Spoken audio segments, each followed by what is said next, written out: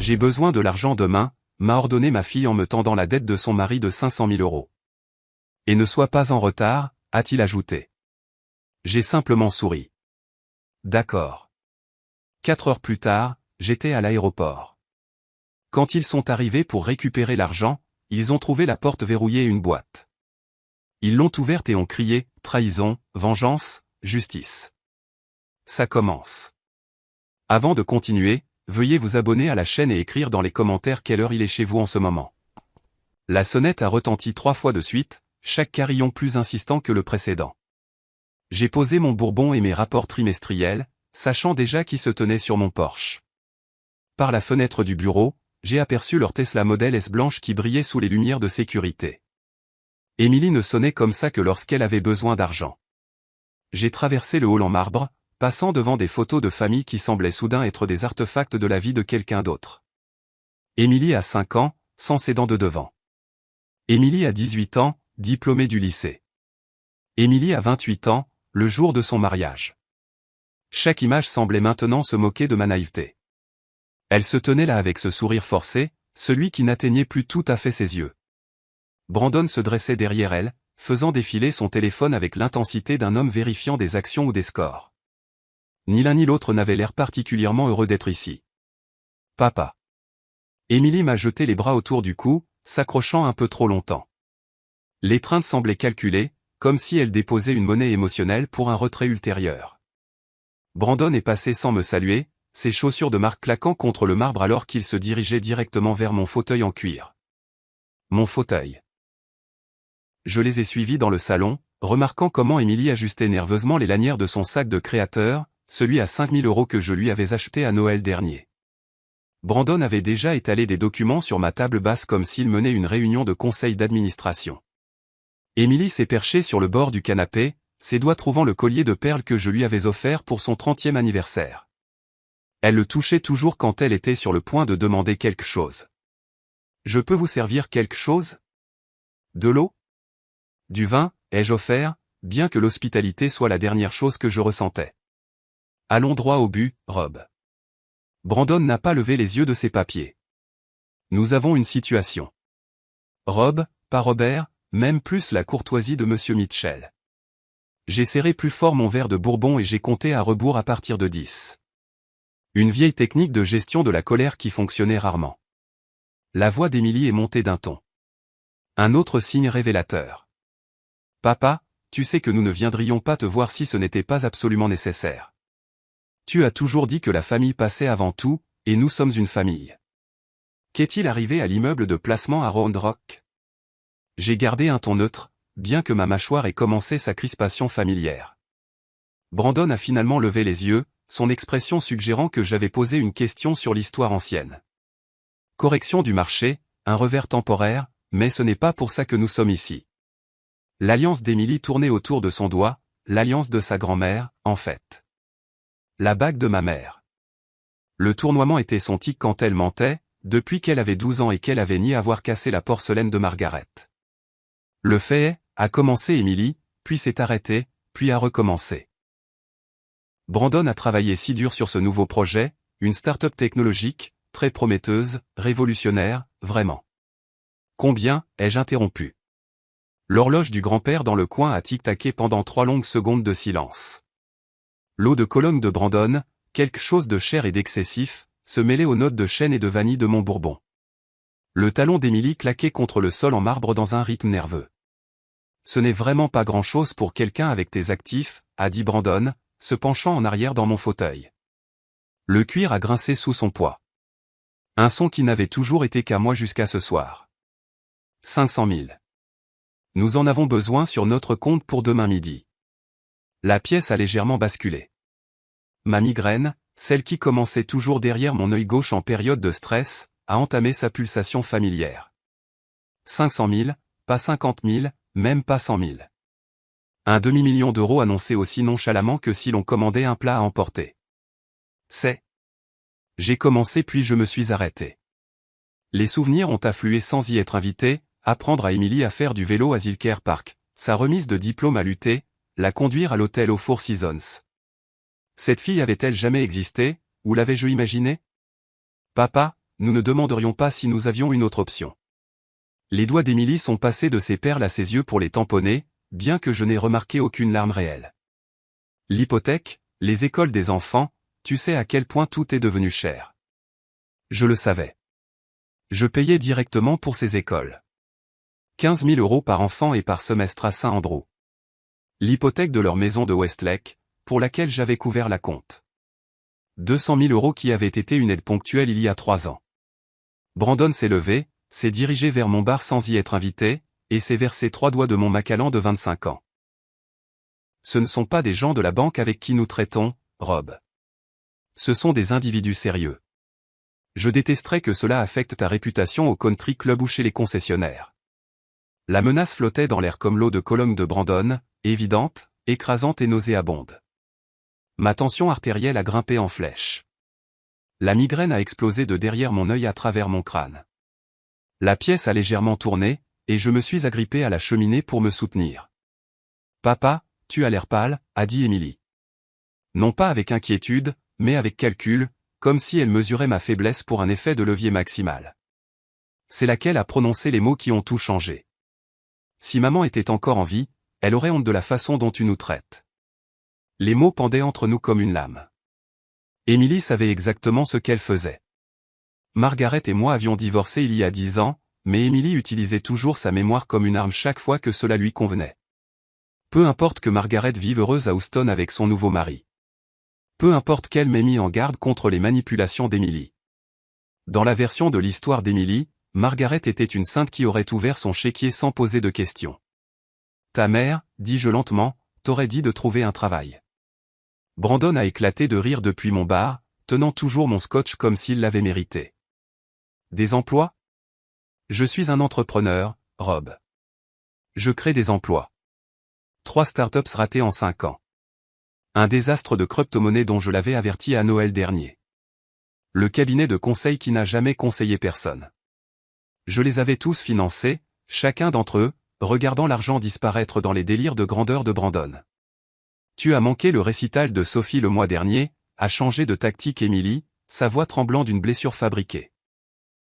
Et le tournoi de football de Max, mais tu as du temps pour tes rapports trimestriels. Ces rapports trimestriels maintenaient leurs enfants dans une école privée, leur Tesla chargé, leur adresse de Westlake respectable. Mais je n'ai pas dit ça. Au lieu de cela, j'ai regardé le mascara d'Émilie couler en 2 filets parfaits. Elle avait clairement répété cette performance. Laissez-moi comprendre. J'ai lâché la cheminée, me tenant plus droit malgré la migraine.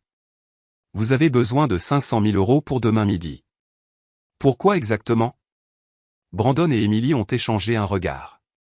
Le genre que les couples mariés perfectionnent au fil des années de tromperie coordonnée.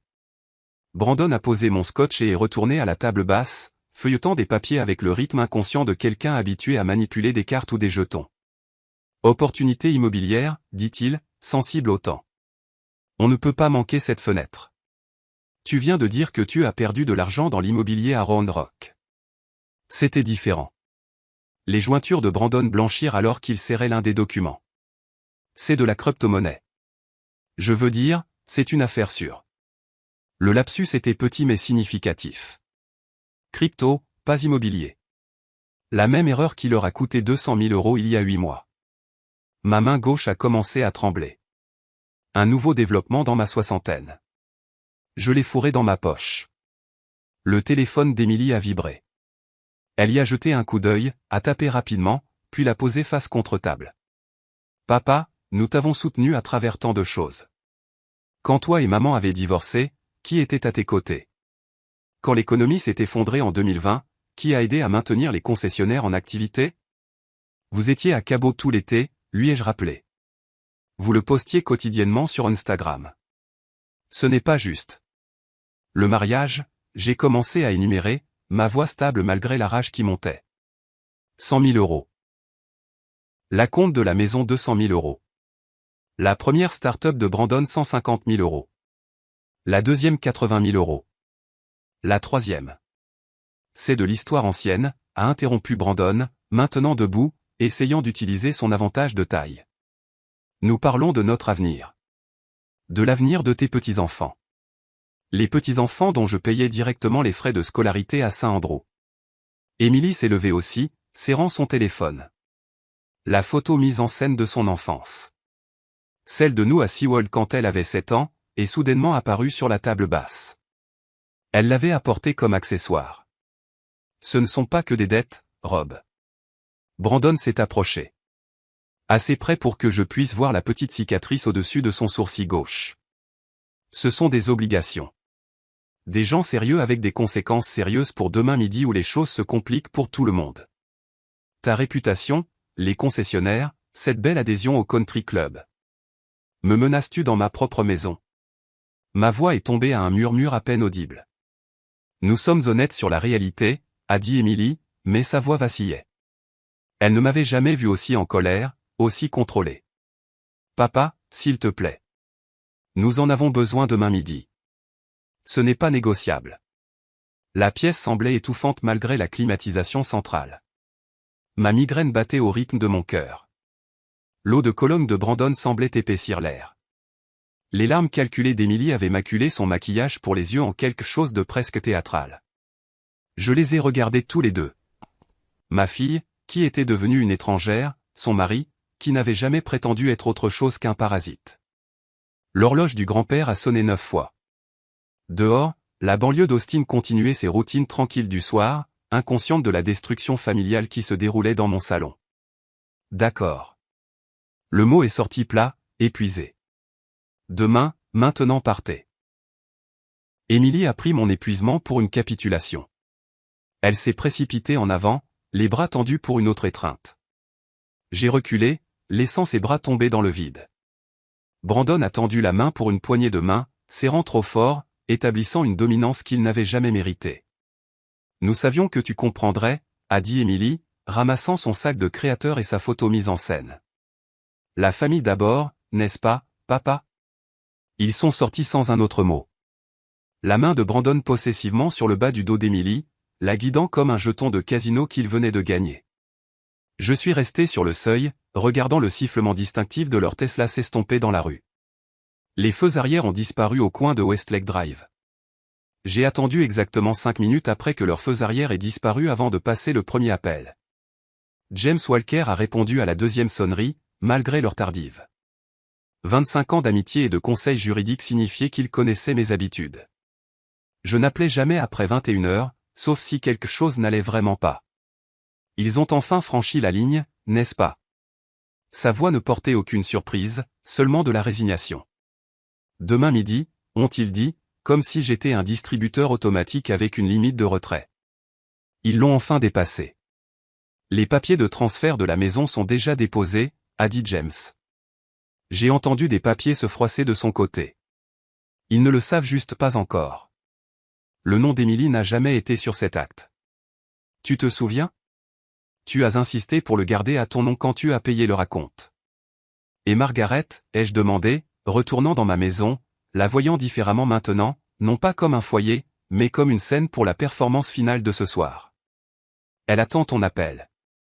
Elle dit qu'il est grand temps que tu arrêtes de les couvrir. J'ai raccroché et je suis immédiatement allé à mon bureau. La migraine était passée d'une douleur explosive à une clarté froide. Mon ordinateur portable s'est ouvert sur une confirmation par email d'il y a 3 semaines. Villa Las Palmas, Costa Rica, du 17 mars au 17 avril. Votre réservation est confirmée. Le voyage de planification de la retraite servirait désormais un objectif différent. J'ai appelé American Airlines, naviguant dans le système automatisé avec une efficacité exercée. Le vol du matin pouvait être déplacé à 6h45. Première classe toujours disponible, un passager. Mon coffre-fort s'est ouvert avec une combinaison que je n'avais jamais partagée, même pas avec Émilie. À l'intérieur, organisé dans des dossiers étiquetés, se trouvaient 20 ans de documentation financière. Chaque chèque, chaque virement, chaque prêt. L'accord signé de Brandon de décembre 2023, promettant que ce serait la dernière demande. Les publications Instagram d'Émilie de l'année écoulée, imprimées et datées, montrant leur style de vie somptueux tout en prétendant la pauvreté. Virée shopping au domaine, dîner chez Uchi, week-end à Napa. J'ai trouvé une vieille boîte Amazon dans le garage, ordinaire et sans particularité. À l'intérieur, j'ai arrangé 3 ensembles de documents avec la précision d'un avocat. Premièrement, l'acte de propriété de leur maison. Deuxièmement, l'historique complet des prêts. 847 000 € sur 8 ans, méticuleusement documenté. Troisièmement, les avis juridiques que James avait préparés des mois auparavant, en espérant que nous n'en aurions jamais besoin. Au fond, j'ai placé une clé USB contenant les images de sécurité de ce soir. Les caméras que j'avais installées après un cambriolage il y a 2 ans avaient tout capturé. Les larmes répétées d'Emily, les menaces de Brandon, leur manipulation coordonnée. Sur le dessus, j'ai placé une seule note. Vous le vouliez pour demain. Voici ce que vous obtenez vraiment. Faire mes valises a pris 30 minutes. 2 valises remplies efficacement de vêtements tropicaux, de documents essentiels, de médicaments. Mon directeur de concession, Jake, a reçu un bref email. Urgence familiale. Tu es en charge, détail à suivre. Je me suis tenu dans le couloir, regardant le portrait de famille que nous avions pris il y a 5 ans à Laguna Gloria. Le sourire d'Emily semblait authentique alors, ou peut-être que je voulais juste le croire. J'ai décroché le lourd cadre du mur, je l'ai retourné et je l'ai raccroché. Le dos de la toile vierge semblait plus honnête d'une certaine manière. Dans ma chambre, j'ai enlevé ma bague de classe de l'université du Texas, celle avec laquelle Emily jouait quand elle était enfant, prétendant qu'elle la porterait un jour. Elle est allée dans la boîte avec tout le reste. La migraine s'était complètement estompée maintenant, remplacée par quelque chose de plus proche de l'anticipation. Mon téléphone affichait 3 SMS d'Emily. Je les ai supprimés sans les lire. Brandon avait appelé 2 fois, probablement pour renforcer l'échéance de demain. Les messages vocaux pouvaient attendre éternellement. J'ai passé un autre appel, cette fois à Margaret à Houston. Elle a répondu immédiatement comme si elle attendait près du téléphone. Robert, James m'a appelé. Tu vas vraiment le faire? J'aurais dû le faire il y a des années. C'est notre fille. La voix de Margaret portait de la tristesse, pas du jugement. Mais ce n'est plus la fille que nous avons élevée, n'est-ce pas? Non, ce n'est pas elle. L'endroit au Costa Rica. Tu y seras en sécurité.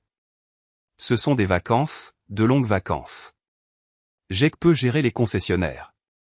Les avocats peuvent s'occuper de tout le reste. Margaret est restée silencieuse un moment. Tu sais, elle essaiera de te trouver. Laisse-la essayer. Le temps qu'elle comprenne ce qu'il y a vraiment dans cette boîte, je boirai du café sur la plage, en décidant si je reviendrai un jour. Nous nous sommes dit au revoir sans sentimentalité. Margaret comprenait ce qu'Emily était devenue, peut-être avant moi. Les mères savent toujours. À 23h30, je me tenais dans ma cuisine sombre, buvant de l'eau et étudiant le réfrigérateur couvert des dessins de mes petits-enfants. Des bonshommes allumettes étiquetés, Papy et moi à la pêche au lac Travis. Un dessin au crayon de ma concession avec « Le travail de Papy » griffonné en dessous. J'ai soigneusement retiré le dessin de pêche, je l'ai plié et je l'ai mis dans mon portefeuille. Les enfants n'étaient pas responsables des choix de leurs parents. J'ai posé la boîte sur la table du porche où ils seraient sûrs de la voir. La caméra de la sonnette capturerait leur réaction lorsqu'ils l'ouvriraient à midi, s'attendant à un chèque et trouvant à la place le démantèlement complet de leurs illusions. L'alarme était réglée sur 4h30. 6 heures avant le début de ma nouvelle vie. 6h30 avant que la leur ne s'effondre. L'alarme a percé l'obscurité à exactement 4h30. Pas de bouton de rappel, pas d'hésitation. Je m'étais entraîné pendant 32 ans de réunions matinales chez le concessionnaire à me réveiller instantanément. Et aujourd'hui, cette discipline servait un objectif différent. La cafetière a gargouillé, déjà programmée la veille. Torréfaction foncée colombienne, le genre dont Emily se plaignait toujours qu'il était trop fort quand elle venait encore pour le petit déjeuner. La tasse en céramique a réchauffé mes mains. Un cadeau d'anniversaire d'elle il y a 10 ans, quand elle se souvenait encore de telle date. Par la fenêtre de la cuisine, l'horizon d'Austin commençait son lent réveil. Les immeubles de bureaux s'éclairaient étage par étage tandis que la majeure partie de la ville dormait encore. Je me suis déplacé dans ma maison avec une précision délibérée, documentant chaque pièce comme un détective sur une scène de crime. La chambre principale contenait toujours le portrait de la mère de Margaret. Emily l'avait toujours voulu, sans jamais le demander assez gentiment pour le recevoir. Sa chambre d'enfant, depuis longtemps convertie en bureau, affichait encore ses trophées de lycée. Championne de débat de l'État. Société nationale d'honneur. La fille que j'avais élevée contre l'étrangère qui exigeait de l'argent 12 heures plus tôt. La piscine semblait sereine dans la lumière de l'aube. J'y avais appris à nager à Emily, ses éclaboussures intrépides à l'âge de 4 ans. En juillet dernier, Brandon s'était enivré lors de notre célébration du 4, était tombé tout habillé, puis m'avait blâmé pour l'emplacement de la piscine. Même alors, j'avais signé le chèque pour sa montre de créateur ruinée. La Bentley a ronronné dans le garage. Je l'ai choisie plutôt que la Tesla. Brandon avait trop de souvenirs dans cette voiture, trop de suppositions sur l'héritage. Les rues de Westlake Hills étaient vides, à l'exception des camions à ordures qui commençaient leur tournée du samedi. J'ai dépassé le quartier d'Emily, chaque maison sombre, paisible. Il dormait, rêvant probablement de façon de dépenser mon argent. La radio passait du rock classique, et, Take It Easy, des Eagles a rempli l'habitacle.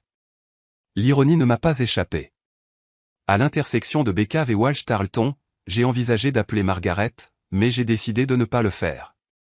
James gérait cette conversation mieux que moi. Mopac s'étendait devant moi, presque vide. J'ai dépassé 3 de mes concessions. Leur parking plein de stock qui serait bientôt la responsabilité de Jack. L'emplacement phare avait encore ma photo dans le hall. Il faudrait changer ça. Près de la 5e rue, j'ai remarqué le bar préféré de Brandon, le Velvet Room, où ses relations de jeu se rassemblaient, où tout ce désastre avait vraiment commencé. Des travaux sur Congress ont forcé un détour par la 2e rue. La ville dans laquelle j'avais bâti mon entreprise pendant 3 décennies avait l'air différente dans l'obscurité de l'aube, comme une scène en cours de montage pour une pièce à laquelle je n'assisterai plus. Le bureau de James occupait le 42e étage de la Frostbank Tower. À 5h30, le bâtiment était presque vide, à l'exception de la sécurité et des personnes obsessionnellement ambitieuses. James attendait dans la salle de conférence avec Sophia Chen, sa parajuriste. Les documents étaient étalés sur la table en acajou avec une précision militaire. Une boîte de beignets Krispy Kreme était au centre, notre tradition pour les grosses affaires depuis 1999. Tu as l'air étonnamment reposé, a observé James, faisant glisser la procuration sur la table. Première bonne nuit de sommeil depuis des mois. J'ai signé avec le stylo plume de mon père, celui dont Emily ignorait l'existence. Portée limitée, je vois. Expiration de 60 jours, uniquement les transferts de propriété et la restructuration financière. On ne peut pas te laisser vendre ses organes après tout. Sa tentative de légèreté est tombée à plat. Nous savions tous deux que c'était une chirurgie nécessaire, pas une vengeance. Sophia a présenté la documentation de la propriété avec une efficacité clinique. La partie intéressante, Monsieur Mitchell, c'est le timing. Le transfert a été exécuté hier à 16h. Avant qu'il ne vienne chez moi, 3 heures avant. La maison d'Emily est légalement la vôtre depuis qu'elle a signé ses papiers en 2020. Elle n'a jamais lu au-delà de la 2e page. L'ironie était parfaite. Pendant qu'Emily conduisait vers ma maison pour exiger de l'argent, elle avait déjà perdu son plus grand atout. La maison dont elle parlait constamment sur Instagram, le symbole de son succès, n'avait jamais été la sienne. Le verrouillage financier, ai-je demandé. Exécuté à minuit. Compte joint gelé. Carte de crédit à votre nom suspendue. Les frais de scolarité des enfants restent en paiement automatique jusqu'en décembre. Nous ne les punissons pas, James a produit un autre dossier, plus épais que les autres. L'option nucléaire, comme nous en avons discuté. À l'intérieur se trouvaient des transcriptions des SMS d'Emily à ses amis, me traitant de « distributeur automatique ambulant » et de « trop pathétique pour dire non ». La reconnaissance de dette signée par Brandon en 2023, jurant que c'était la dernière fois. La clé USB contenant les images de sécurité de la nuit dernière. Leur performance entière capturée en haute définition. Le contrat de mariage que Brandon a signé, a poursuivi James, inclut une clause sur la dépendance au jeu, page 47, sous-section 3. Il ne le sait pas. Son avocat était trop ivre pour lire aussi loin. Il est arrivé à la signature en sentant le bourbon à 14h. Sophia avait l'air mal à l'aise. Monsieur Mitchell, c'est remarquablement complet. 5 ans de préparation, ai-je répondu. J'espérais ne jamais en avoir besoin. James a produit une boîte Amazon identique à celle sur mon Porsche. Assurance? Si elle ne trouve pas la tienne, celle-ci ira à son bureau lundi avec ça. Il a révélé des photos. Brandon au casino la semaine dernière. L'horodatage était clair. Les pertes visibles sur son visage. Margaret sait, ai-je demandé. Elle sait depuis des mois. Elle a aidé à tout documenter. Elle en a aussi assez de couvrir Emily que toi. La propriété au Costa Rica achetée par l'entité des Caïmans est complètement protégée. Même si Emily devient ambitieuse avec des avocats, elle ne peut pas y toucher. J'ai signé le dernier document, ma main tremblant légèrement sur la résiliation du fonds en fiducie d'Emily. 20 ans de planification pour son avenir dissous avec une seule signature. James a remarqué le tremblement. Bourbon? Il a fait un geste vers le tiroir de son bureau. Une autre tradition. Non, j'ai besoin d'avoir la tête claire pour le vol. À 6 heures précises, je me suis levé et j'ai serré la main de James. Sa poignée transmettait la compréhension, la sympathie et la détermination. L'ascenseur est descendu, seul, chaque étage marquant la distance avec mon ancienne vie. Le voiturier avait déjà ma Bentley en marche. Je lui ai tendu un billet de 100 € et une enveloppe. Jake Martinez viendra chercher ça lundi. Le jeune homme a hoché la tête, confus, mais professionnel. J'ai conduit vers l'aéroport alors que le soleil perçait l'horizon, peignant le ciel d'Austin en or. Mon téléphone a vibré, Emily appelant plus tôt que prévu, la dernière fois que j'entendrais cette sonnerie sans choisir de répondre. L'autoroute 71 s'étendait vers Austin-Bergstrom International alors que le lever du soleil peignait les collines de cuivre et d'or. Le trajet familier semblait différent ce matin, chaque point de repère un adieu. Le camion de tacos de Manuel s'installait à l'intersection de Riverside où je m'arrêtais habituellement pour des tacos au petit déjeuner. Pas aujourd'hui. NPR discutait des plans d'expansion d'un homme d'affaires local. Mon propre groupe de concessionnaires, ironiquement, bien qu'ils ne seraient plus les miens très longtemps. Emily a appelé 3 fois de suite, puis Brandon une fois. Chaque sonnerie ressemblait à un compte à rebours. Il y a 10 ans, ce son m'aurait fait répondre immédiatement, inquiet que quelque chose soit arrivé aux petits-enfants. Maintenant, je le reconnaissais pour ce qu'il était, le son du droit acquis exigeant son dû. Inventaire mental en rejoignant la 183. Jake avait géré les opérations du samedi pendant 5 ans. Il s'en sortirait bien. La société de gestion immobilière avait ses instructions et 6 mois de paiement d'avance. Les frais de scolarité des petits-enfants continueraient jusqu'en décembre. Ils ne devraient pas souffrir des choix de leurs parents. Tout le reste avait cessé d'être ma responsabilité. À minuit, le terminal sud de l'aéroport a émergé de la brume matinale. Le service de voiturier n'était pas encore bondé, juste 2 préposés se préparant pour la cohue de la journée. Tommy, qui avait garé mes voitures pendant 3 ans, a semblé surpris. Vol matinal, Monsieur Mitchell? Changement de plan. Je lui ai tendu les clés et une enveloppe. Jake Martinez viendra chercher ça lundi. Ces informations sont à l'intérieur. Tout va bien, monsieur? Mieux que ça ne l'a été depuis des années. Je n'ai pas regardé la Bentley. Cette voiture avait conduit Emily à son mariage, Brandon à d'innombrables bars, moi à d'interminables retraits au guichet automatique. Laisse Jake décider quoi en faire. Le comptoir de première classe était vide, à l'exception de Michel, qui m'avait enregistré pour des dizaines de voyages d'affaires. Costa Rica aujourd'hui, Monsieur Mitchell. Je vous ai sur le vol de 6h45 pour San José. C'est exact. Conversation normale masquant un changement de vie radical. 2 bagages à enregistrer. Tout ce dont j'ai besoin. Elle a étiqueté les valises avec une efficacité exercée. J'ai gardé mon bagage à main près de moi, documents, médicaments, ordinateur portable, les quelques photos que je ne pouvais pas laisser derrière moi. Alors qu'elle me rendait mon passeport, j'ai sorti une enveloppe scellée. J'ai besoin d'une faveur, Michel. Quelqu'un viendra chercher ça plus tard aujourd'hui. Emily Carter, elle sera agitée. Le professionnalisme de Michel n'a jamais faibli. Des instructions spéciales? Juste vérifier sa pièce d'identité. Il y a une clé à l'intérieur pour un box de stockage. Elle comprendra. Ou pas. Quoi qu'il en soit, le box de stockage contenait 20 ans de ses affaires d'enfance. J'avais gardé des choses qu'elle n'avait jamais pris la peine de récupérer. Laisse-la décider si les souvenirs valaient plus que l'argent. Le TSA pré-check s'est déroulé avec l'efficacité d'un samedi matin. Les agents habituels m'ont reconnu. Où allez-vous aujourd'hui, Monsieur Mitchell? Quelque part de plus chaud. Affaire ou plaisir? Ni l'un ni l'autre, affaires personnelles. À travers le scanner, ceinture enlevée, chaussures dans le bac. Le rituel banal du voyage moderne semblait surréaliste dans le contexte d'une démolition de vie délibérée. J'ai récupéré mes affaires, chaque objet retournant à sa poche désignée, sauf mon téléphone, qui est resté éteint. Austin Java est apparu à la porte 14, et la mémoire musculaire m'a guidé vers le comptoir. La barista, Kelly, selon son badge, a souri avec l'enthousiasme du matin. L'habituel, torréfaction foncée moyenne, sans place. Fêtant un grand aujourd'hui. Occasion spéciale. On pourrait dire ça. Je me suis assis à la porte, le café réchauffant mes mains comme ma tasse à la maison 2 heures plus tôt.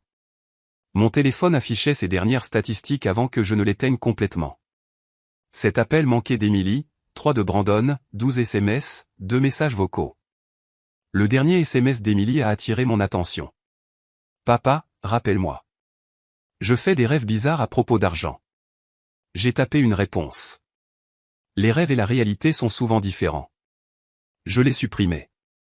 J'ai retapé. Vérifie le Porsche. Je l'ai aussi supprimé. Finalement, j'ai tapé « Demande à James Walker », puis j'ai aussi supprimé ça. À la place, j'ai éteint le téléphone, retiré la carte SIM et jeté les deux dans la poubelle la plus proche. Le téléphone d'investissement pouvait devenir le problème de quelqu'un d'autre. Les passagers de première classe pour le vol 447 à destination de San José, Costa Rica, embarquent maintenant. L'agent de porte a scanné ma carte d'embarquement avec un sourire exercé. La passerelle s'étendait devant moi, chaque pas plus léger que le précédent. L'hôtesse de l'air m'a accueilli au siège 2A, fenêtre, côté gauche. J'ai accepté le champagne offert, inhabituel pour 7 heures du matin, parfait pour ce moment. D'autres passagers passaient. Un couple en lune de miel riant et se touchant constamment, me rappelant Margaret et moi il y a 35 ans. Un voyageur d'affaires tapait frénétiquement sur son ordinateur portable, poursuivant une échéance qui semblait monumentalement importante. C'était moi autrefois, bâtissant un empire pour une fille qui ne l'avait vu que comme un chéquier. Une femme âgée s'est installée en 3C avec des aiguilles à tricoter et du fil jaune, comme la grand-mère d'Emily avait l'habitude de le faire avant que l'arthrite ne gagne. Excusez-moi. Une voix familière m'a fait sursauter. Margaret se tenait dans l'allée, bagage de marque à la main, l'air aussi calme que lors de notre procédure de divorce. Elle s'est installée en 2B. De l'autre côté de l'allée, assez près pour parler, assez loin pour maintenir les limites que nous avions établies une décennie plus tôt.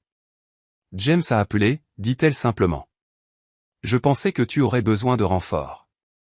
Ce n'est plus ton combat. Ça ne l'a pas été depuis 10 ans. Mais c'est toujours ma fille. Quelqu'un devrait être là quand elle atterrira. Là. J'ai acheté le condo d'Accent Grave Côté il y a 6 mois. James est vraiment complet. Il l'a trouvé, négocié le prix, s'est occupé de tout. Je planifie ça depuis aussi longtemps que toi. La voix du capitaine a interrompu. Léger retard pour notre dernier passager. Ma poitrine s'est serrée. Emily, avait-elle compris plus tôt? Brandon? La porte s'est ouverte, mais c'était juste un homme d'affaires pressé, s'excusant en se faufilant vers la classe économique. Tu lui as dit, ai-je demandé à Margaret. Lui dire quoi? Que son père a finalement arrêté de la couvrir? Que son mari est un parasite? Qu'elle est devenue exactement ce que nous jurions qu'elle ne deviendrait jamais? Non, Robert. Elle le découvrira par elle-même aujourd'hui, en fait. La porte s'est fermée avec une finalité pneumatique. 7h05 repoussage. 7h15 les moteurs rugissant à la vie. L'accélération me pressant dans le cuir qui ne sentait ni l'eau de Cologne de Brandon ni le parfum d'Emily. Austin a rétréci en dessous. Les collines et les lacs que j'avais appelés chez moi pendant 30 ans, devenant une géométrie abstraite. Quelque part là-dessous, le réveil d'Emily sonnait. Dans 4 heures, elle arriverait à ma maison vide. Dans 5 heures, elle trouverait la boîte. Dans 6 heures, mon ancienne vie serait complètement démantelée. L'hôtesse de l'air est apparue avec les menus du petit déjeuner. Affaire ou plaisir? J'ai réfléchi à la question. Ni l'un ni l'autre. C'est la justice. Margaret a ri, le premier rire sincère que j'entendais d'elle depuis des années. C'est le Robert que j'ai épousé. Bon retour parmi nous. En bas, le Texas a disparu sous les nuages. À midi pile, Quand Émilie s'attendait à un demi-million d'euros, je déjeunais au-dessus des Caraïbes, Margaret lisant à côté de moi. Tous deux enfin libérés de la fille que nous avions aimée et perdue des années avant que l'argent ne s'épuise. J'ai appris ce qui s'est passé ensuite de la même manière que j'ai appris la plupart des choses sur la vie d'Émilie, de seconde main, par des caméras et des témoins. Un père regardant la vie de sa fille comme un documentaire qu'il ne pouvait pas éteindre. James m'a envoyé les images de sécurité 3 jours plus tard. Je les ai regardées sur mon ordinateur portable depuis le balcon au Costa Rica. Les vagues du Pacifique offrant une bande-son étrangement paisible à l'effondrement de ma fille. L'horodatage indiquait 12 heures, exactement au moment où le premier SMS est arrivé. Votre transaction a été finalisée. C'était James qui confirmait que le transfert de la maison avait été enregistré. À ce moment précis, je commandais du ceviche et Émilie dormait probablement encore, se remettant de ce que Brandon avait acheté avec mon prêt précédent. Selon sa routine du samedi, que James avait également documenté, Émilie a quitté sa maison à 11h30. Le débit de Starbucks à 11h47 le confirmait. Un latte à 7 € sur la carte de crédit que j'avais annulée à minuit. Le refus n'apparaîtrait que lundi, lorsque les autorisations du week-end seraient traitées, son dernier achat à mes frais. Madame Chen, ma voisine depuis 15 ans, a fourni le chapitre suivant. Elle avait appelé James à 12h15, parlant dans son anglais précis que 40 ans au Texas n'avaient pas adouci. Monsieur Walker, ils sont là. Émilie et le joueur. Ils ne savent pas que je les regarde. Les images de sécurité ont commencé à 12h15 23 secondes. La Mercedes blanche d'Émilie est entrée dans mon allée avec la confiance de quelqu'un sur le point de recevoir son argent de poche. Brandon a vérifié son téléphone. James a confirmé plus tard qu'il suivait les scores de basket, planifiant probablement son prochain pari avec mon argent. Émilie a appliqué du rouge à lèvres dans le rétroviseur, la même nuance de rouge qu'elle portait pour demander sa première voiture à 16 ans. L'acompte de son mariage à 28 ans. La demande d'un demi-million hier à 35 ans. Ils se sont dirigés vers ma porte comme s'ils en étaient les propriétaires. Brandon portait une mallette Hermès vide, 12 000 € au détail, achetée avec mon prêt de janvier. Vide, en attente d'argent qui ne viendrait jamais. Émilie a sonné à 12h16 45 secondes. Une sonnerie normale, pas les 3 coups exigeants de la veille. Elle a attendu exactement 10 secondes.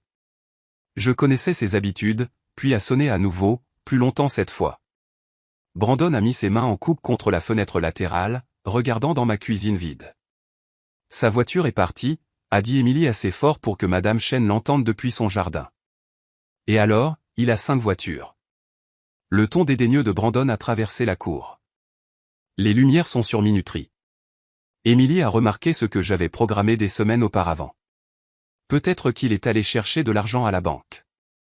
Tu as dit midi. Il est à peine passé. Ils ont essayé la porte à 12h18. Les clés d'Émilie ont gratté contre la serrure, incapables de trouver prise. Le parajuriste de James les avait changées à 7h du matin, 3 heures après mon départ pour l'aéroport.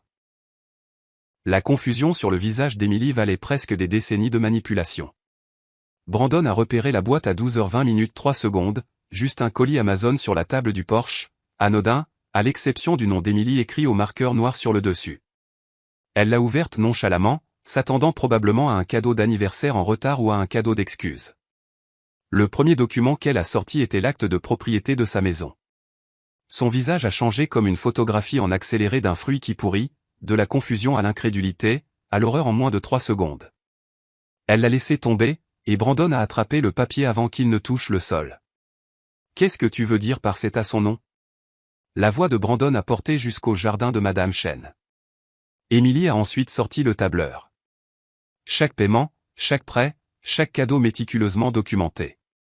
Total de 1,3 million d'euros sur 8 ans, sans compter la maison. Ses mains tremblaient alors qu'elle atteignait la dernière ligne. Les photographies sont venues ensuite. Brandon au Palm Casino mardi dernier. Les horodatages clairs, ses pertes écrites sur son visage. Puis la reconnaissance de dette qu'il avait signée, jurant que l'argent de décembre était le dernier qu'il demanderait jamais. Les SMS d'Émilie à ses amis, imprimés et surlignés. Papa est trop pathétique pour dire non, et, il cédera. Il le fait toujours. Et mon préféré personnel, je mérite cet argent plus que lui. À 12h23 17 secondes, le téléphone d'Émilie a vibré. Le premier refus de carte de crédit, puis un autre, puis un autre. Chase, American Express, la carte Nordstrom, toutes suspendues, toutes à mon nom, toutes annulées à minuit pendant qu'elle dormait. Brandon a essayé d'appeler quelqu'un à 12h24. Son bookmaker a découvert James plus tard, qui l'a informé que les extensions de crédit nécessitaient une garantie, pas des promesses. Emily s'est effondrée sur les marches de mon Porsche, sa robe de créateur se froissant contre le béton que j'avais fait refaire l'été dernier. Elle a trouvé la clé USB à 12h25 44 secondes, l'a branchée sur son téléphone avec des doigts tremblants, sa propre voix a résonné du haut-parleur, minuscule mais clair. Prends juste ce qu'il te donne. Il est trop pathétique pour dire non. Puis la voix de Brandon. Ce ne sont pas des gens de la banque, Rob. Ce sont des individus sérieux. Le contrat de mariage est apparu en dernier. La page 47 était surlignée en jaune. La clause sur la dépendance au jeu encerclée en rouge. Renonciation immédiate aux biens matrimoniaux si les dettes de jeu dépassaient 50 000 €. Brandon avait franchi ce seuil il y a 3 ans. Brandon a jeté sa mallette contre ma porte à 12h27 31 secondes.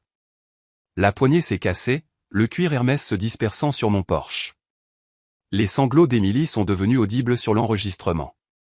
Pas les jolies larmes d'hier, mais des sons bruts et laids de quelqu'un qui réalise qu'il s'est fait avoir. Madame Chen est sortie à 12h28, du haut de ses 1 M50, tenant son téléphone comme une arme. J'appelle la police si vous ne partez pas, c'est la maison de mon père, a crié Emily, le mascara créant un art abstrait sur ses joues. Plus maintenant. Monsieur Mitchell m'a envoyé l'avis de transfert de propriété ce matin. Vous êtes en violation de propriété.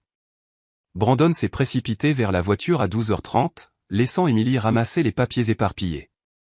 Sa fortune n'était plus que des détritus sur mon Porsche. Elle en a laissé une partie derrière elle. Le vent s'en chargerait. Brandon a démarré en trombe, laissant des traces de pneus sur mon allée que le gestionnaire immobilier facturerait à leur compte.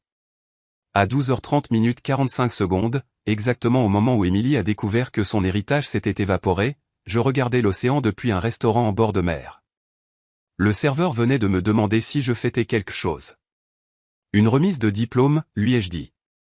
Votre enfant, avait-il demandé dans un anglais accentué.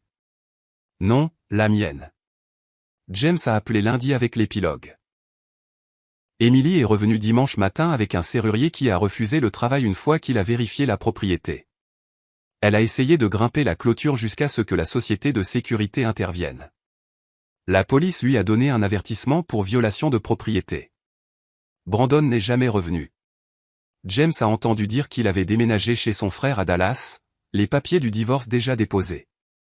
3 jours plus tard, assis sur mon balcon avec Margaret lisant à côté de moi, James m'a demandé si je voulais voir l'intégralité des images. Non, ai-je dit, en regardant les pélicans plonger pour attraper des poissons. Les cris que j'avais entendus pendant 5 ans étaient enfin, heureusement, silencieux. James m'a envoyé les images du parking 3 jours plus tard. Je les ai regardées depuis ma terrasse au Costa Rica. Des pélicans plongeant pour attraper des poissons en arrière-plan pendant que la vie de ma fille implosait sur l'écran de mon ordinateur portable. L'horodatage indiquait 19h le 16 mars, exactement au moment où j'avais mon premier dîner paisible depuis des années. Leur Mercedes a crissé dans le parking souterrain de l'immeuble d'Emily. Même sans le son, le langage corporel de Brandon criait la rage.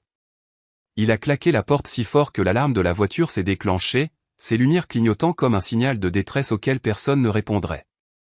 Emily l'a poursuivi jusqu'à l'ascenseur, serrant ses documents comme des preuves dans un procès pour meurtre, ce qui, d'une certaine manière, ils étaient, des preuves du meurtre de leurs illusions.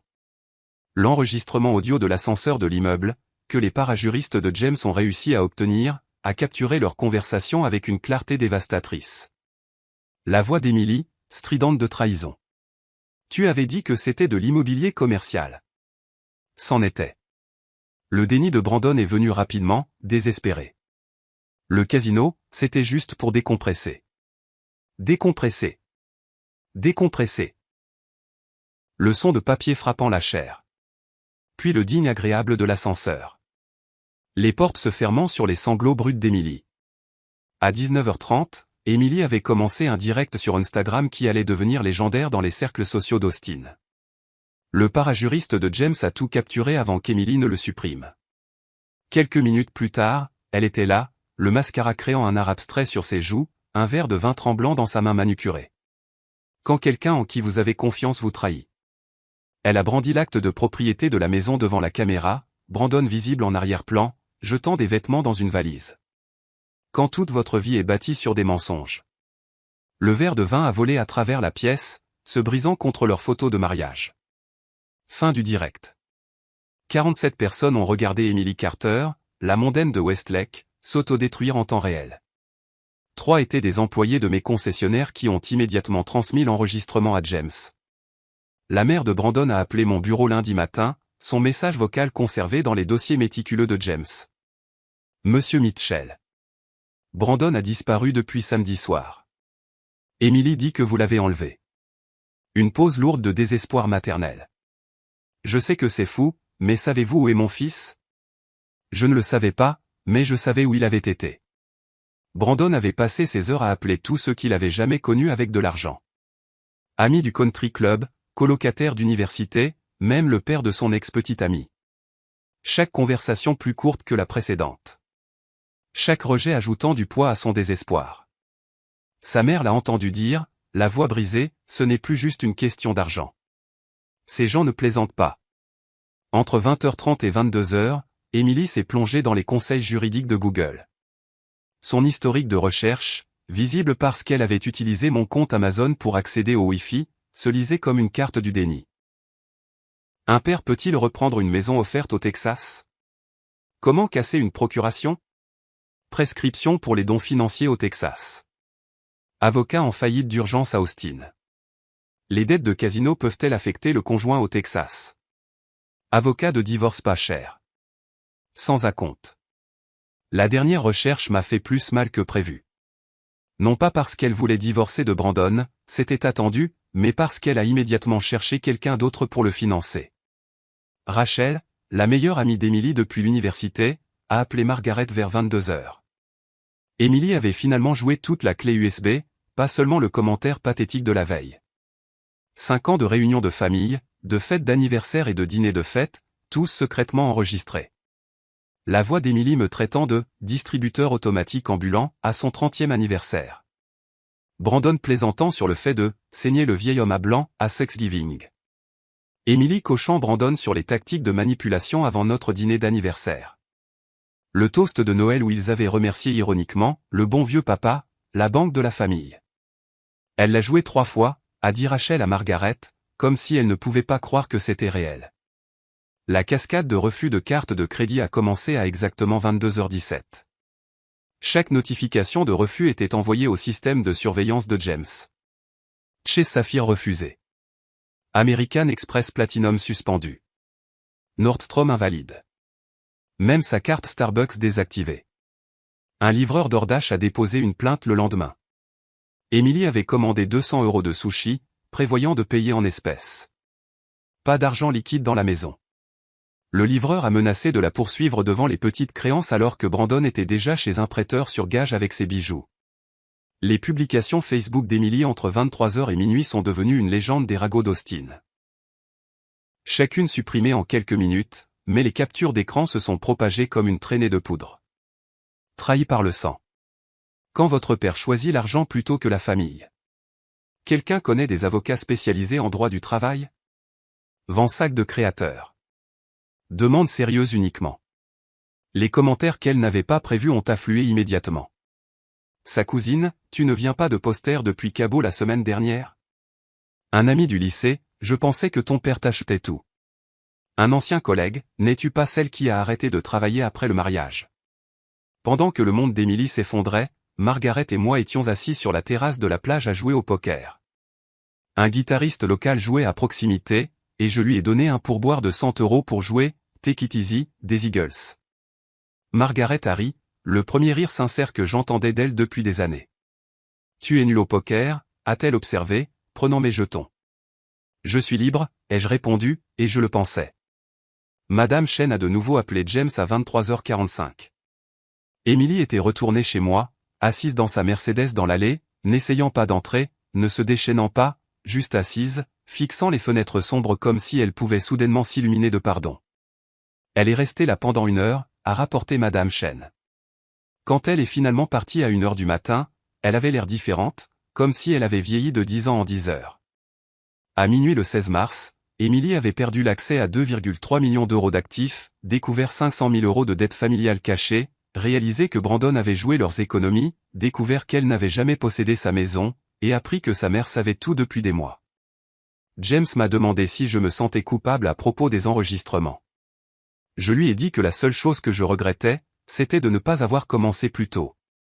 Dimanche matin, 17 mars. Emily s'est tenue à l'entrée de mon immeuble de bureau pendant 2 heures. Les images de sécurité l'ont montré appuyant sur l'interphone toutes les quelques minutes comme un enfant, appuyant à plusieurs reprises sur un bouton d'ascenseur, espérant que la persistance changerait la réalité. Elle a appelé des employés depuis l'annuaire de l'entreprise qu'elle avait volé des années auparavant. Jake l'a bloqué après le 3e appel. D'autres n'ont tout simplement pas répondu. À midi, elle s'était rendue à l'aéroport international d'Austin-Bergstrom, le même terminal où je l'avais déposée pour des visites d'université, où je l'avais accueillie au retour de sa lune de miel. Maintenant, elle était là comme un détective, cherchant désespérément des indices sur mon évasion. Le TSA ne voulait pas fournir d'informations sur les passagers. American Airlines exigeait un mandat. Quand elle a invoqué une urgence familiale, ils ont vérifié leur système. Le passager a spécifiquement demandé aucun contact. L'agent l'a informé. James a obtenu la vidéo de la sécurité de l'aéroport. Le visage d'Emily s'effondrant à ces mots. C'est reçu Uber de cet après-midi, les derniers trajets avant que le compte ne soit coupé, tracer une carte du désespoir à travers Austin. Le club de golf de Robert. Adhésion révoquée. Entrée refusée. Morton's Steakhouse où nous avions célébré chaque grosse affaire.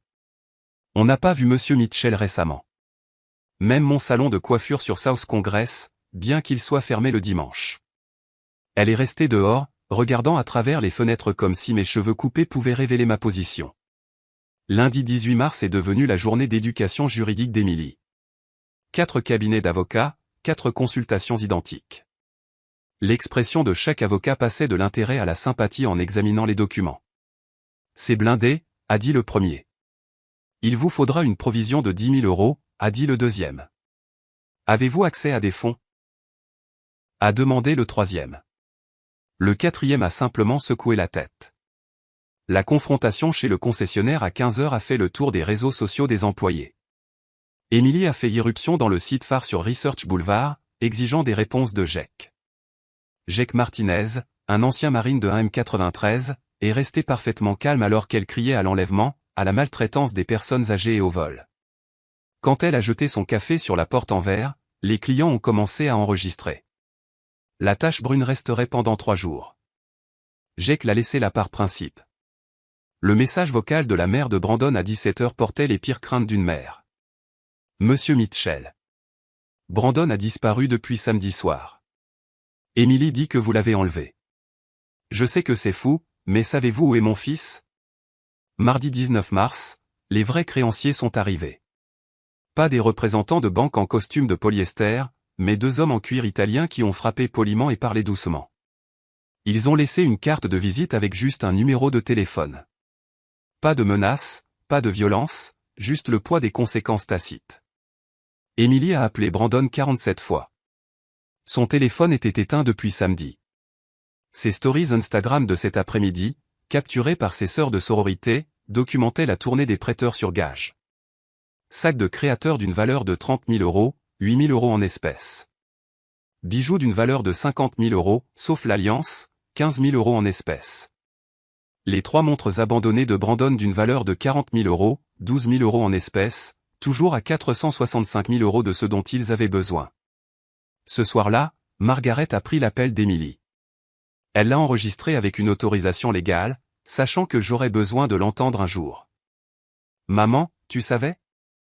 La voix d'Emily semblait plus jeune, presque enfantine. Pour le jeu de Brandon, il y a 6 mois. Pourquoi ne me l'as-tu pas dit? Aurais-tu écouté? Silence. Alors j'ai besoin d'argent. Moi aussi. Pendant le divorce, tu as dit que je devais être indépendante. L'appel s'est terminé avec les sanglots d'Emily, coupés court par la déconnexion de Margaret. Mercredi 20 mars, Emily est entrée dans le bureau de James, portant la même robe de créateur de ses publications Instagram de Cabo la semaine précédente. L'ironie n'a pas échappé à James, qui l'a noté dans son rapport. Même salle de conférence où j'avais signé les papiers. Même chaise où Brandon avait étalé ses mensonges. James lui a tout montré avec une précision clinique. La procuration antérieure à son urgence. La piste de l'acte de propriété. Sa signature de 2020, n'ayant jamais lu au-delà de la page 2. Les déclarations de dons prouvant que chaque euro était un cadeau, pas un prêt. La reconnaissance de dette de Brandon, sa signature audacieuse et indéniable. C'est mon père. Le désespoir d'Emily a brisé sa voix. Il doit m'aider. Légalement, il n'a pas à le faire. Et le soutien des petits-enfants? Des fonds en fiducie à leur nom seulement, intouchables jusqu'à 18 ans. C'est de la maltraitance des personnes âgées. Il a 62 ans. Esprit sain. Parti volontairement. James a accidentellement laissé le rapport de crédit de Brandon visible sur sa tablette. Les yeux d'Emily se sont écarquillés alors qu'elle absorbait toute la catastrophe. 500 000 euros de dette de jeu, 200 000 euros de prêts personnels dont elle ignorait l'existence. 100 000 euros de cartes de crédit qu'il avait cachées. Même une tentative de deuxième hypothèque sur sa maison, refusée en raison de problèmes de propriété. La dernière enveloppe a glissé sur la table en acajou avec une promesse murmurée. Monsieur Mitchell a autorisé un dernier cadeau. À l'intérieur, un chèque de banque de 10 000 euros et une note de ma main. Pour un nouveau départ, papa. Emily l'a déchiré en deux. Les morceaux ont flotté sur le tapis comme des feuilles mortes. Elle a immédiatement demandé s'il y en avait un autre. Il n'y en avait pas. Il n'y en aurait jamais. Pendant ce temps, j'apprenais l'espagnol avec des enfants sur la plage. Roberto El Rico, m'appelait-il, riant alors que je massacrais la prononciation. Ma tension artérielle avait chuté de 20 points. Je dormais 8 heures d'affilée. Je n'avais pas pensé à Emily depuis 2 jours jusqu'à ce que Margaret la mentionne. Mercredi soir, a rapporté James, Emily a quitté mon bureau à midi. Les images de sécurité la montrent assise dans le hall jusqu'à la fermeture du bâtiment à 21 heures. Le garde a dit qu'elle avait demandé si vous parliez jamais d'elle. Il a menti, a dit oui, a dit que vous parliez affectueusement. Elle a dit merci et est partie.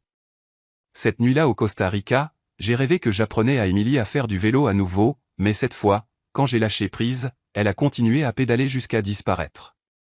L'article de l'Austin American Statesman est arrivé dans ma boîte de réception le 3 avril. Homme d'affaires local porté disparu après un scandale financier. Brandon Carter, 38 ans, n'avait pas été vu depuis le 19 mars. Sa femme a déposé une déclaration de personne disparue.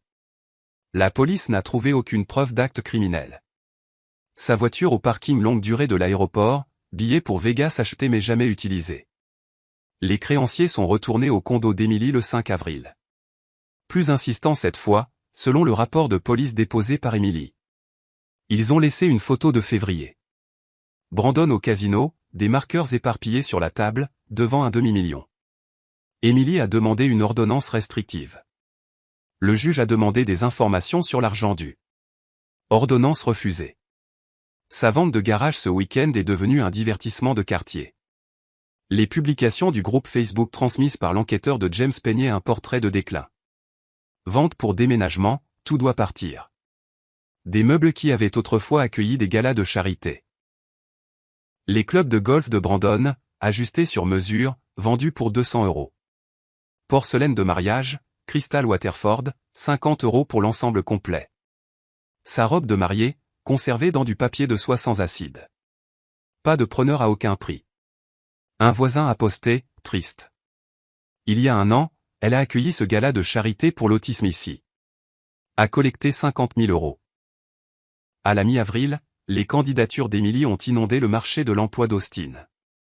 47 postes en 2 semaines suivis via LinkedIn. Cabinet de design d'intérieur, période d'inactivité trop longue. Poste de vente au détail, surqualifié. Finalement, Nordstrom l'a embauché. Le même magasin où elle avait dépensé des milliers par mois. Salaire de départ 15 euros de l'heure, plus commission. Le sens de l'ironie de l'univers est resté intact. Le 15 avril, un avis d'expulsion est apparu sur la porte de son condo.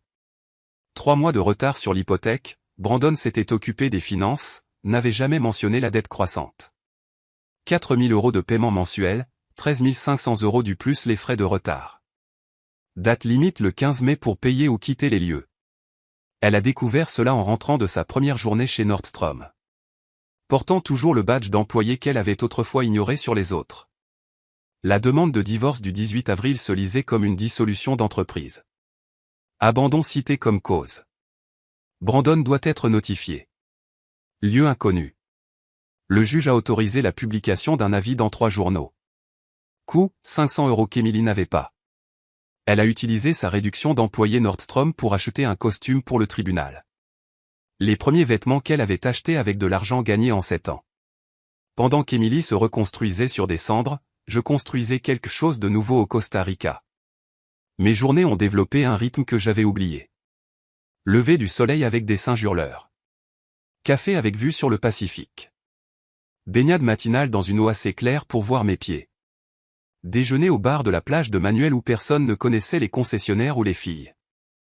Les enfants du coin m'appelaient Roberto El Rico, Robert le Riche.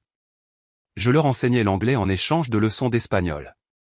Leurs parents m'invitaient à des dîners où personne ne parlait d'argent, d'investissement ou d'opportunités. De vraies conversations sur le football, la pêche et le temps. Personne ne demandait rien d'autre que de passer le sel. Margaret s'est mise à la peinture, produisant de terribles paysages marins qui nous faisaient rire tous les deux. Nous n'avions pas ri ensemble depuis qu'Emily avait 16 ans et avait commencé à nous voir comme des ressources plutôt que des parents. Ce n'était pas romantique entre nous, cela était mort il y a longtemps, mais paisible, comme des survivants du même naufrage, partageant un canot de sauvetage. Ma transformation a surpris le médecin à San José. Tension artérielle en baisse de 30 points. Poids perdu de 20 livres sans effort, arrêt de 3 médicaments. Qu'est-ce qui a changé, a-t-il demandé dans un anglais accentué. Tout, rien. J'ai arrêté de financer la vie des autres et j'ai commencé à vivre la mienne. Le 25 avril, TMZ a révélé l'histoire. Un homme d'affaires texan porté disparu repéré au Mexique. Brandon Carter travaillant dans une agence de location de voitures à Juarez sous un nom d'emprunt. La photo le montrait derrière un comptoir, 5 kilos en moins. Alliance absente. Extradition peu probable pour des dettes civiles. Emily a commenté l'article avec seulement 2 mots. Bon débarras. 27 avril. Emily a finalement utilisé la clé du box de stockage de l'aéroport. Manuel a rapporté ce qu'elle a trouvé. Chaque objet d'enfance que j'avais gardé. Des albums photos qu'elle pensait que j'avais jetés. Les bijoux de sa grand-mère qu'elle croyait perdus lors du divorce. Une obligation d'épargne de 50 000 € à son nom, payable dans 1 an, et une note de ma main, pour quand tu te souviendras de qui tu étais avant que l'argent ne compte. Papa. L'email est arrivé le 28 avril, transmis par James. Les mots d'Emily soigneusement choisis. Monsieur Walker, veuillez dire à mon père que j'ai trouvé le box de stockage. Je comprends maintenant. Je suis désolé. Je travaille chez Nordstrom. Je survis. C'est peut-être ça la leçon. Ne lui dites pas que j'ai demandé. Mais est-il heureux? Emily? James a demandé s'il devait répondre. 29 avril, coucher de soleil sur la plage, Margaret lisant à côté de moi. Le même guitariste de ma première nuit jouant à proximité. Le même endroit où Emily découvrait la boîte qui a tout changé. Dis-lui oui, ai-je dit à James au téléphone. Dis-lui que je suis heureux et dis-lui que l'obligation était l'idée de sa mère. Autre chose? Dis-lui que je serai là quand elle sera prête à venir. Mais elle paie son propre voyage. Cette nuit-là, j'ai regardé des familles costariciennes sur la plage. 3 générations jouant ensemble. Personne ne regardant son téléphone. Tout le monde engagé dans une vraie conversation. Pauvre selon les normes américaines. Riche selon toutes les mesures qui comptaient. Emily a envoyé un SMS à James. Merci de me l'avoir dit. Peut-être à Noël si j'économise assez. Première fois en 5 ans qu'elle mentionnait d'économiser pour quelque chose. 30 avril, le groupe de Manuel jouait au bar de la plage. Ils ont dédié une chanson à Roberto El Rico. Pas les Eagles cette fois, mais une chanson folklorique locale sur un homme qui a trouvé un trésor en donnant tout. Margaret a traduit, les larmes aux yeux. Il ne s'agissait pas vraiment de moi. Il s'agissait de chaque expatrié là-bas, tous fuyant quelque chose, tous trouvant autre chose. James a appelé ce soir-là pour dire qu'Emily avait vendu sa Mercedes, acheté une Honda de 10 ans, ouvert un compte d'épargne, posté sur Instagram sur la dignité du travail honnête.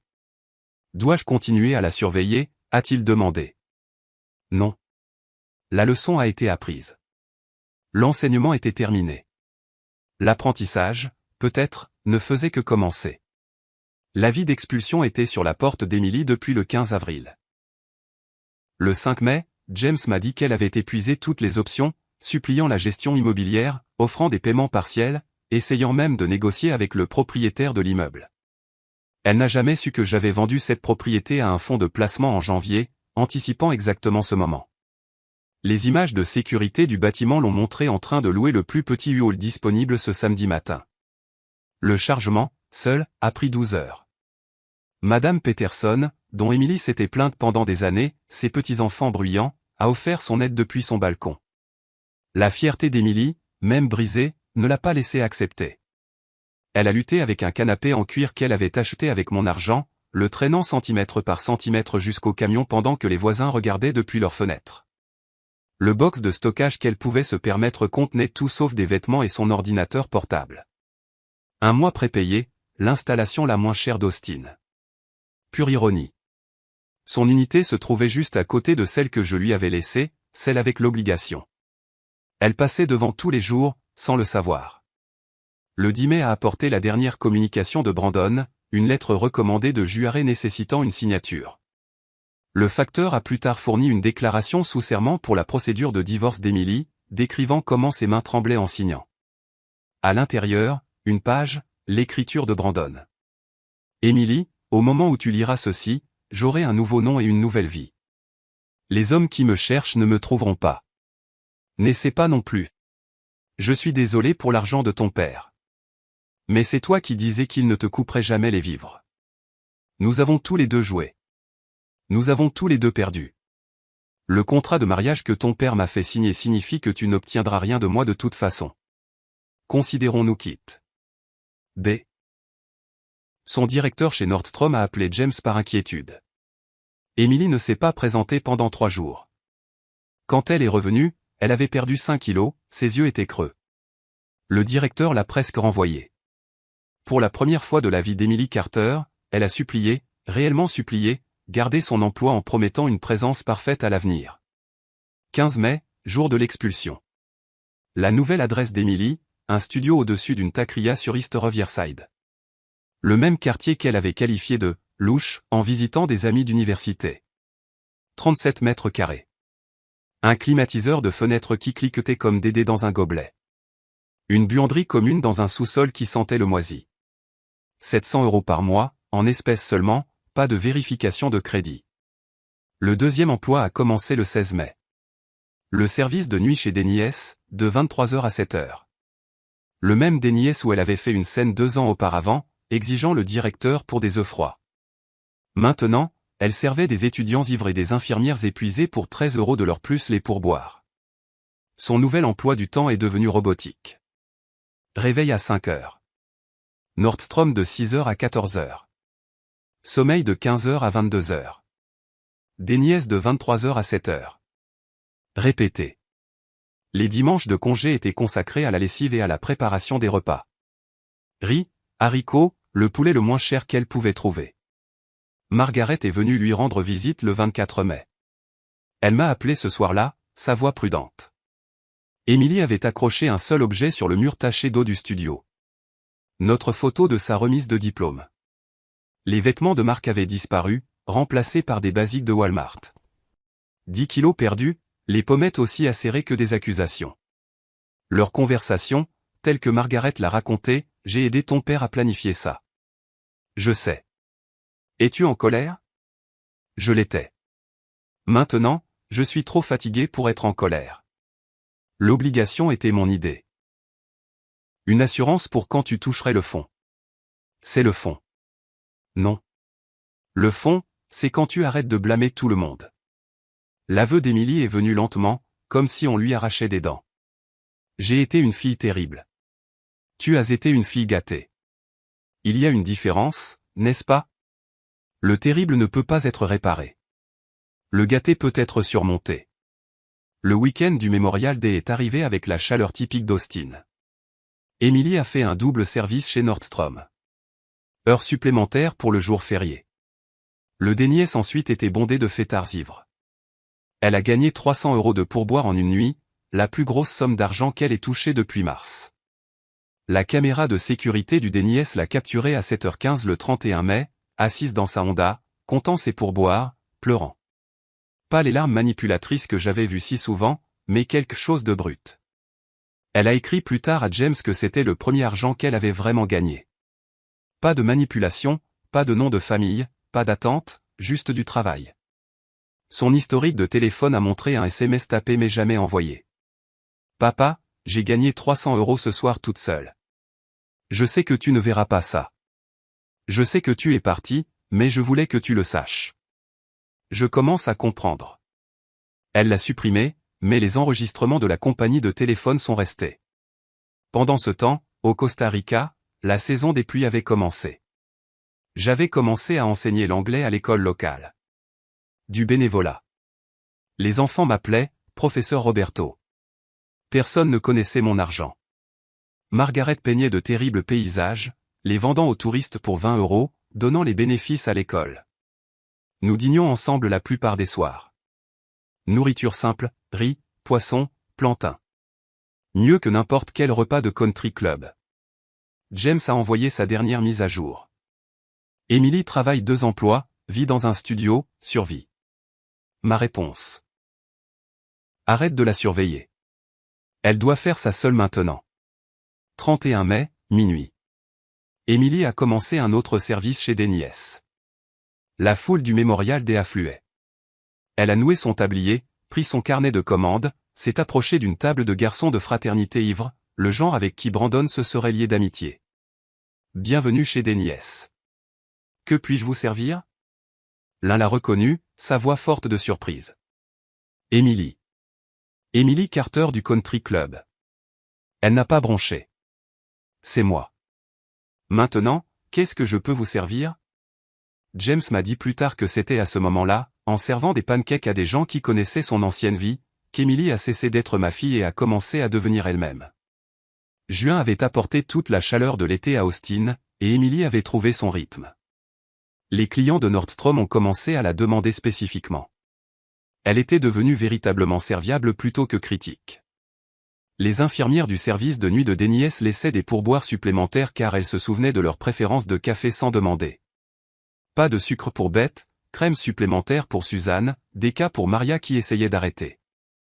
Sa collègue chez Nordstrom a dit à James qu'Emily était passée de la taille 10 à la taille 4, non pas à cause d'un régime, mais à cause du travail, marchant des kilomètres chaque jour sur les sols des magasins, portant des plateaux chargés toute la nuit, ne mangeant que ce qu'elle pouvait se permettre.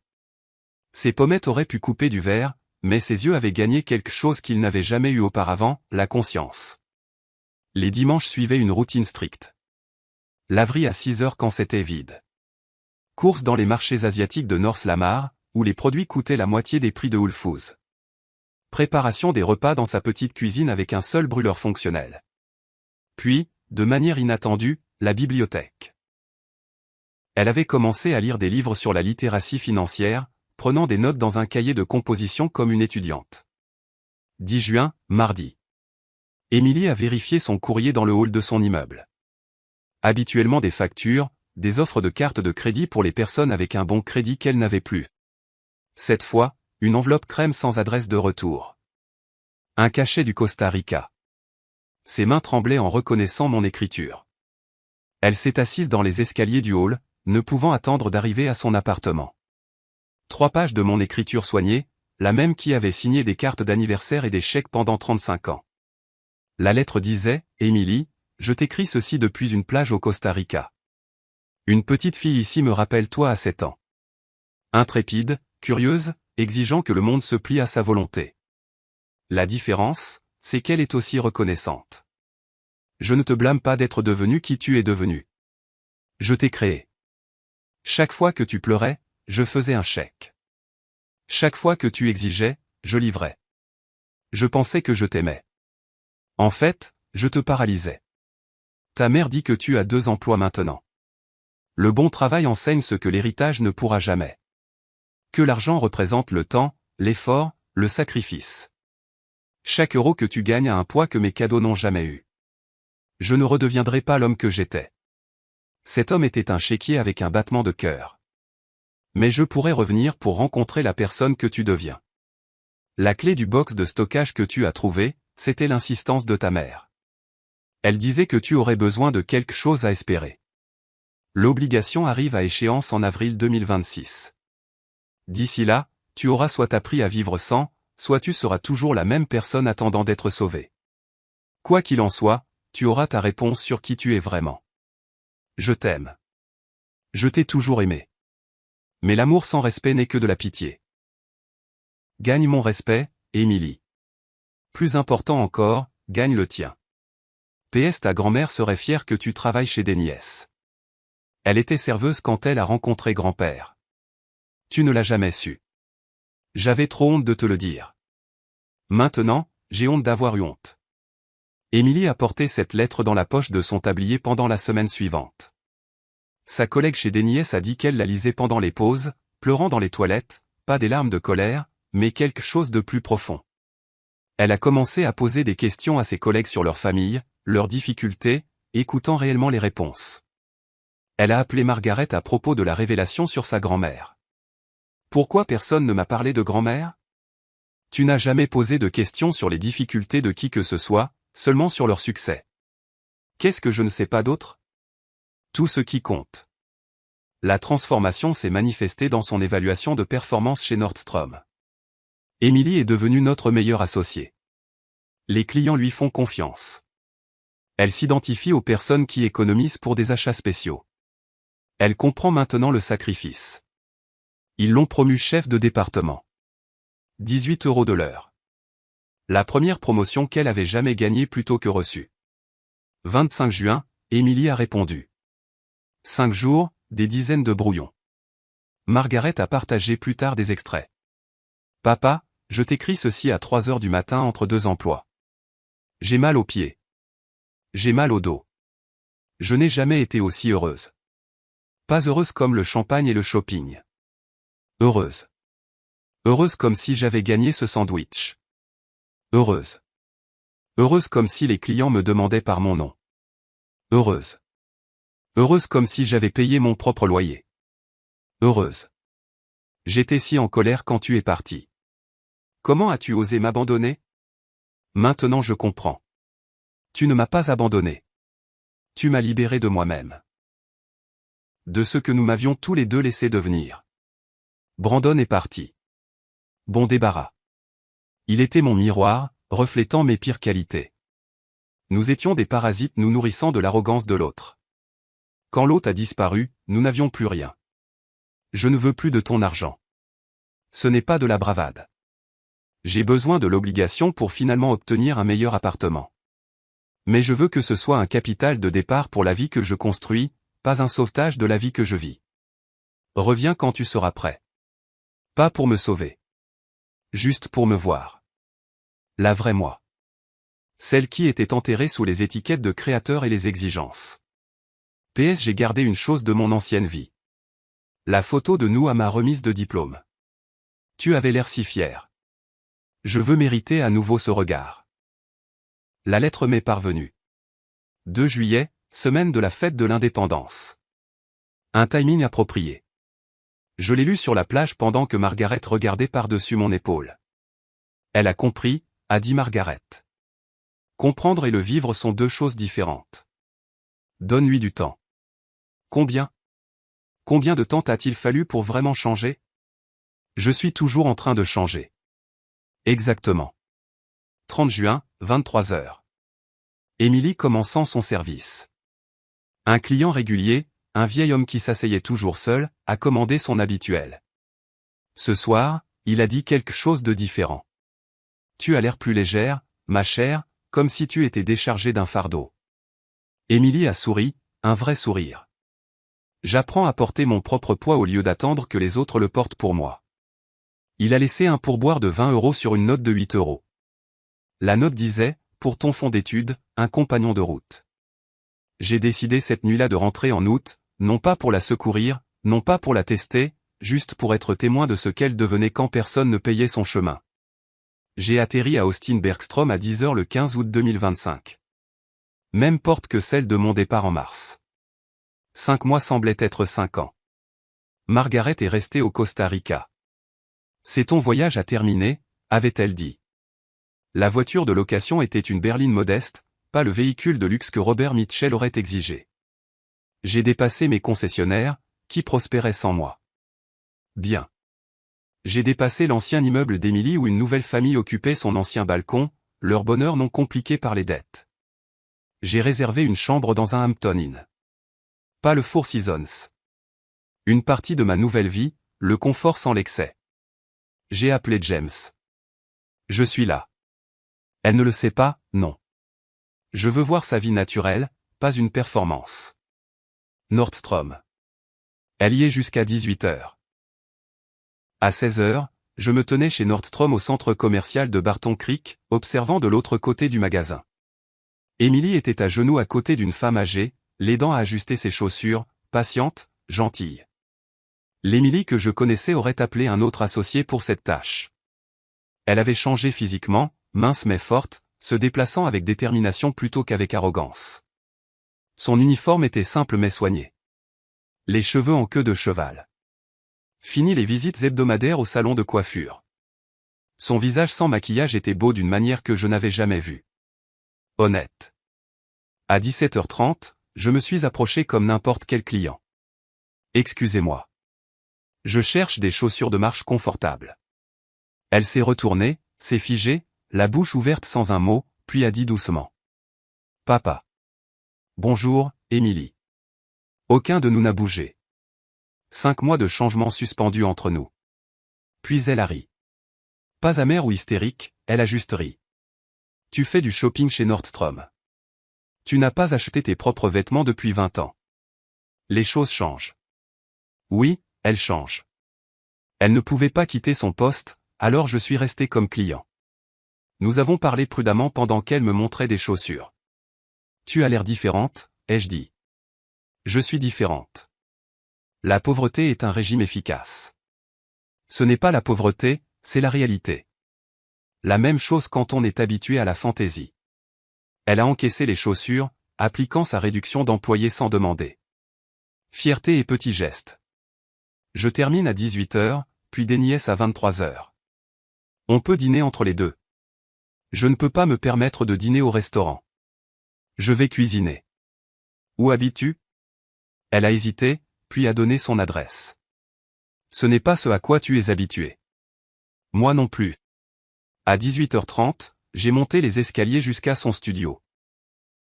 Elle avait troqué son uniforme contre un jean usé et un t-shirt, tous deux propres, mais clairement de seconde main. L'appartement était minuscule mais impeccable. Une chaise, un tabouret.